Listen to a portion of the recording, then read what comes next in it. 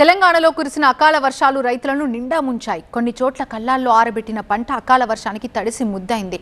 మరికొన్ని చోట్ల చేతికొచ్చిన పంట నేలరాలింది.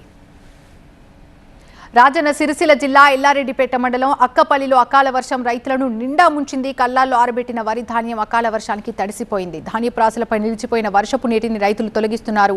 పూర్తిగా తడిసిన ధాన్యాన్ని ప్రభుత్వం కొనుగోలు చేయాలంటూ విజ్ఞప్తి చేస్తున్నారు. జిల్లాలో మరికొన్ని చోట్ల కోత దశకొచ్చిన పంట అకాల వర్షాలతో నష్టపోతామంటూ రైతులు ఆందోళన వ్యక్తం చేస్తున్నారు.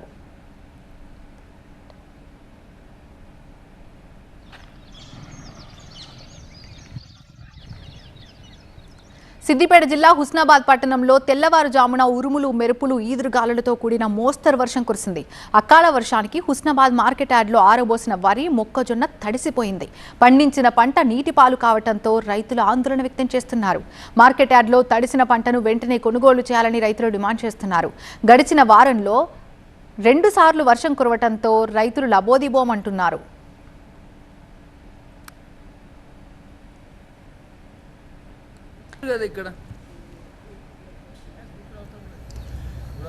ఉమ్మడి నిజామాబాద్ జిల్లాలో అకాల వర్షానికి భారీగా పంట నష్టం వాటిల్లింది. జిల్లాలోని సాలూరు, తాడ్వాయి మండలాల్లో రాత్రి వడగండ్ల వాన కురిసింది. భారీ ఈదురుగాలులు వర్షానికి సుమారు 300 ఎకరాల్లో వరి మొక్కజొన్న పంటకు నష్టం వాటిల్లింది. దేమే, కనకల్, నందివాడ, కరట్పల్లి, సాలూరులో ఎక్కువగా పంట నష్టం జరిగింది. చేతికొచ్చిన పంటలు నేలపాలు కావడంతో ఆందోళన చెందుతున్నారు. అకాల వర్షానికి పంట నష్టపోయిన రైతులని ప్రభుత్వం ఆదుకోవాలంటూ డిమాండ్ చేస్తున్నారు. మరోవైపు తాడ్వాయి, కరట్పల్లి మధ్యలో చెట్లు విరిగిపోయి రోడ్డుకు అడ్డంగా పడ్డాయి. దీంతో రాకపోకలకి తీవ్ర అంతరాయం ఏర్పడింది.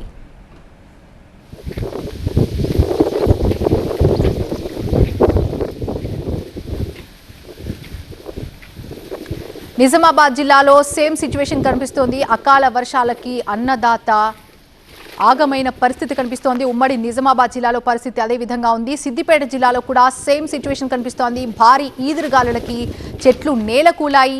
పలు ప్రాంతాల్లో అకాల వర్షం కారణంగా రైతులు తీవ్ర నష్టపోతున్నారు.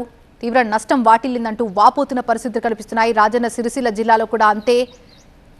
ఆరబెట్టినటువంటి ధాన్యం తడిసి ముద్దవటంతో రైతులు ఆవేదన వ్యక్తం చేస్తున్నారు.